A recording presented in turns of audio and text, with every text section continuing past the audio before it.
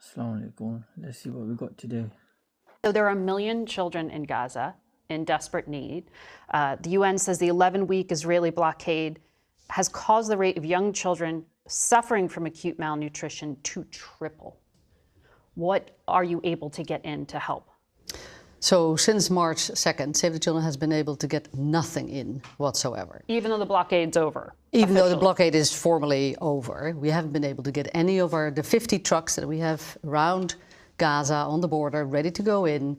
We haven't been able to get anything in. Why? So our staff are operating currently still with what we have. We have dwindling Deliberately not letting trucks go in.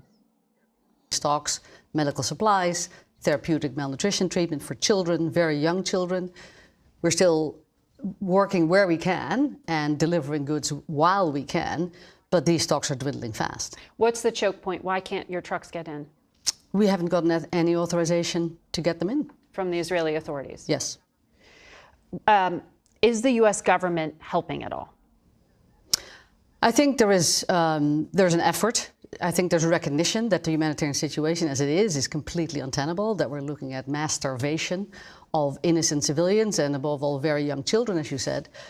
So there's attempts being made. We think that those attempts currently are completely ineffective and inadequate.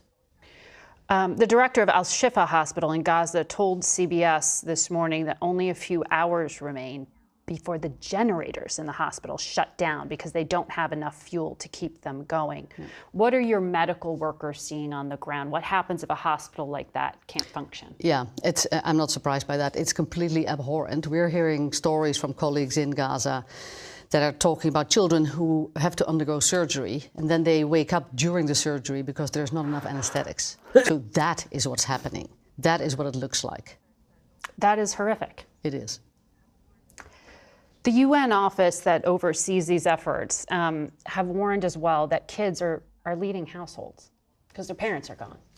That's right. There's thousands and thousands of children who've lost one or more parents, lost their immediate family. So yes, we'll have kids, young kids, taking care of their younger siblings, trying to survive. What does that do to a society?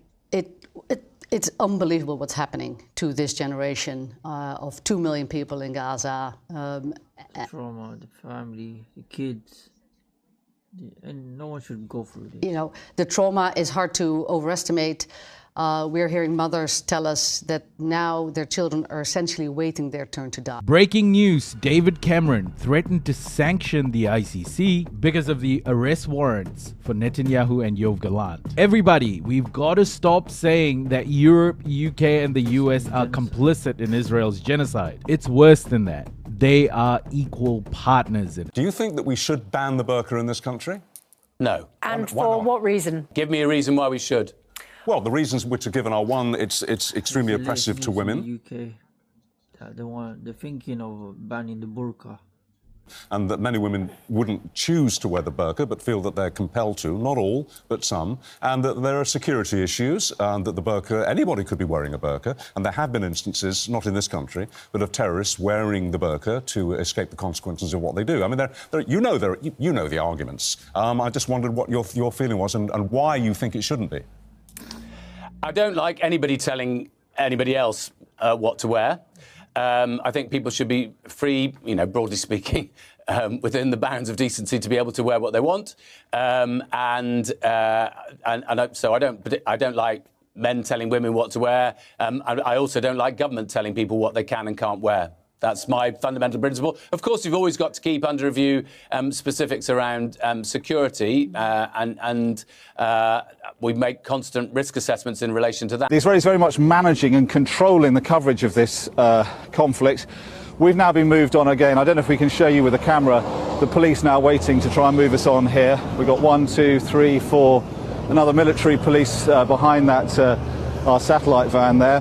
The Israelis are now restricting the coverage of It's controlled zone. They won't let you see. This conflict in terms of what we can film to just one spot, the very north of Gaza border, it seems.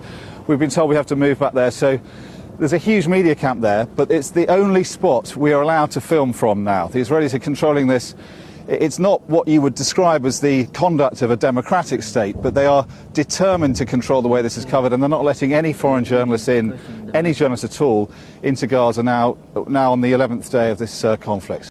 No one's buying the BS. Given the rising number of civilian deaths in Gaza, is it time for the government and opposition to call for a full ceasefire? If not, what is the justification to continue as things are? And there are Hamas leaders in Qatar, and Qatar has acted as something of an interlocutor with Hamas. So what can you tell us about that? Well, can I just say first how much I regret the loss of any innocent civilian life. I'm sure we've all seen the horrifying pictures, and I've also met victims of Kfar Aza. It's very, very, very traumatic. People were murdered in absolute cold blood, and I think the whole country is in a terrible sense of trauma.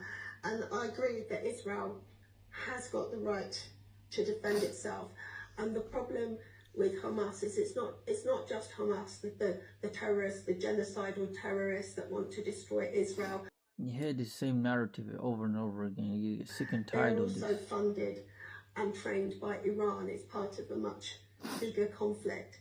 But there has to be someone somewhere who can try and mediate. We all agree, I think, that there needs to be pauses, humanitarian pauses, so that medicine and aid can come into Gaza. But there has to be an end plan. So I did go to Qatar with Ronald Lauder, who's the president of the World Jewish Congress, with a couple of others. I can't say who we met, but we spent 2 very, very full days speaking. And I think that Qatar is critical to trying to be a mediator with Hamas. And I really hope that the tensions can be de-escalated and that the hostages can be released. And the international community then has to have responsibility for making sure that there is a two-state solution, and that the international community is committed to that, that there is an economic recovery plan for Gaza. No one's buying all this. And that Israel has safe and secure borders so that this can never happen again. Stories of beheadings, I've read tonight, babies cooked in ovens. It can't get any worse than that. It's a trauma that will never leave the country, but we have to find a way forward and to de-escalate the tensions. And it's not just for Israel's benefit, it's the whole region and the world. Iran is a threat and a menace to all of us. What are they? I reject your narrative that Hamas is killing innocent Palestinian civilians, including, till this date, 2,000 babies and children. Innocent. It is not Hamas that's killing them. It is one person, Benjamin Netanyahu, and his apartheid state of Israel. Can I also, I want to ask the entire panel a question. Hang on, just a minute. When you say Hamas are not killing anybody, I am talking because clearly about in Israel they most definitely did. The question, and that also included babies. I agree, and I condemn the atrocities of the terrorist Hamas. But the question was referring to innocent Palestinian civilians that are forgotten. They're forgotten on most media stations. They are not the top story. Till now, 9,000 innocent Palestinian civilians have been killed. Okay, I would just Who say, is their I'm voice? not disputing what I'm just saying, the BBC absolutely has reported it as a top story for many, many nights. I'm not sure what others you're referring to, but I can certainly, if the BBC News, we most certainly have. Marie, I'll let you come back in. I'll just hear a bit more of yours, but thank you for your point. The man behind with the poppy on. Do we supply arms to Israel? No one, public ain't believing when none of this There are sick and tired of the this UK same government narrative over will and be over companies again. British companies that do, I think. that will, under licence, and we have very strict arms export regimes to make certain that they are that they have to go through a process. But there are UK companies that will sell arms to Israel within that regime. Yes. Okay, man, just in front of you. Yes. I'd like to know how many Palestinians need to be killed before it's justified, to justify the number of people that's being. Just to know, if you notice that these are all white panelists. They're not brown or Muslim. Even the people in Europe are waking up. The British people are waking up. especially on what's happening with the Madeleine and all that. Killed in the kibbutz. And the other point I'd like to make, there is a constant talk about we're going to clear the Hamas out of the country and clear them all together. Isn't this a little bit like the final solution?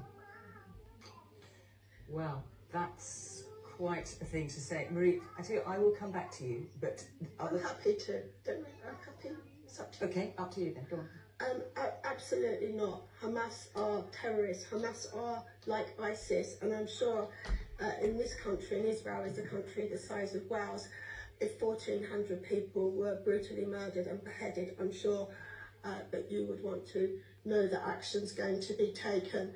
At the time, Israel was not at war with Hamas, and Israel isn't at war with the people of Gaza or the Palestinians. Yeah, she's nodding her head. It is Hamas. And I went down to meet victims last week that had families that had been murdered and taken as hostage in Kibbutz Aza. These people were their friends. They were peace activists. They loved a lot of these people. One of them spent a lot of time taking Palestinian children to hospitals. They were totally shocked. They were absolutely brutally murdered. Israel is not an apartheid state. All its citizens, whether they're Arab citizens or Israeli citizens, all have equal rights under Israeli law. And if anybody in the Middle East wanted to, for example, to be gay, that would be the country to be in. You might laugh, but Israel is the only democracy in the Middle East. Democracy. Okay, hang on. Let me get the rest of the panel in. So Nick. That's it for today, guys. If you like this video, please like, share and subscribe. Thank you.